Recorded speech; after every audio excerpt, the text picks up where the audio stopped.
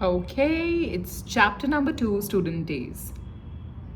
Einstein enrolled in the Zurich Polytechnic in October 1896, although he was still 6 months short of the official minimum age of 18. He participated in a 4 year teacher's training program that would qualify him as a specialized high school teacher of mathematics and physics. He lived in student lodging in the Burgos district of Hottingen, first in the apartment of Frau Henriette Hagi and then at a small pension run by Stephanie Markwalder.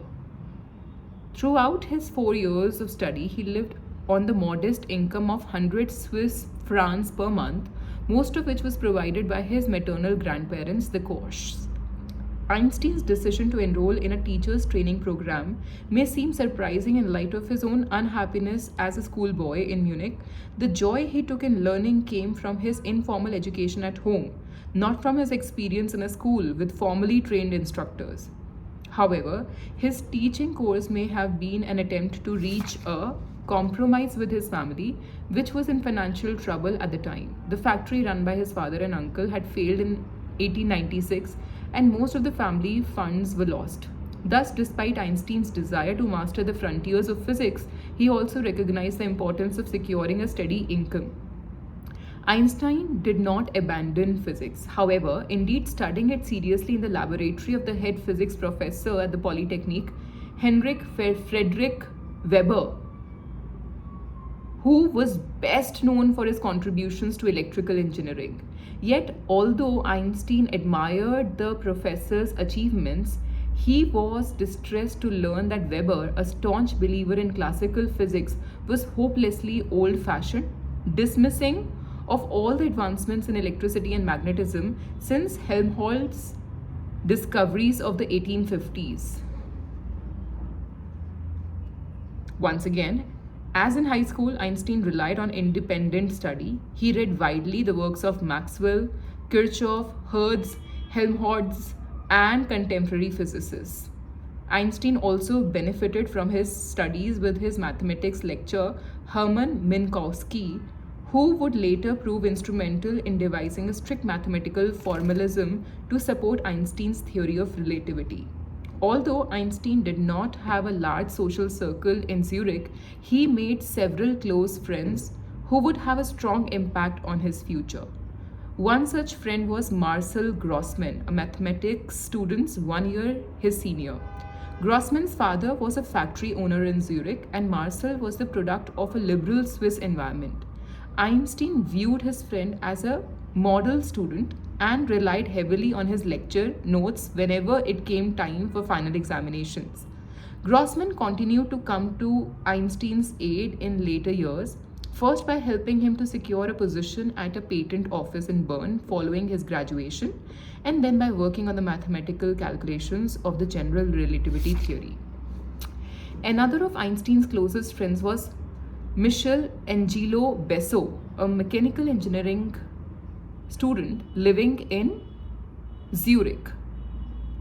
Einstein met Besso through an amateur music group in Zurich, which Einstein often joined on Saturday afternoons to play his violin. He encouraged Einstein to read the works of Ernst Mach, a contemporary Austrian philosopher. Mach's empirical positivism and distrust of metaphysical speculation would have a strong impact on Einstein's theory of special relativity. Finally, Einstein also became very close with Mileva Mariak, a Hungarian student 3 years his senior at the Zurich Polytechnic. Mileva was not a brilliant student but a hard and determined worker. Although Einstein was popular with many of the women at the Polytechnic, his relationship with Mileva became particularly intense between the autumn of 1899 and the summer of 1900. Then in July 1901, not long after their graduation, Mileva informed Einstein that she was pregnant. Einstein intended to marry her, but his parents were vehemently opposed on the grounds that she was beneath their social standing. Mileva's parents, in contrast, encouraged the relationship between Einstein and their daughter, especially when they learned that she was pregnant. When Mileva gave birth to an intelligent child at the end of January 1902, Mileva's parents took responsibility for the young Liesel, and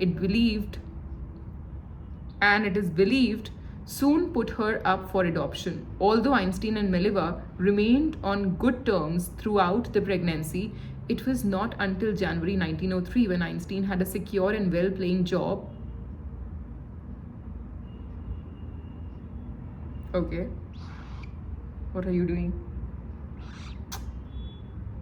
Although Einstein and Mileva remained on good terms throughout the pregnancy, it was not until January 1903, when Einstein had a secure and well paying job at the patent office in Bern, that the couple finally married. The relationship between Einstein and Mileva has been a subject of extensive historical interest, especially following the publication of their romantic correspondence. Einstein's love letters to his fiancée contain detailed descriptions of his scientific work and his reactions to his studies, often interjected amidst more prosaic personal details such as his decision to shave and his fondness for sausages. Although the although the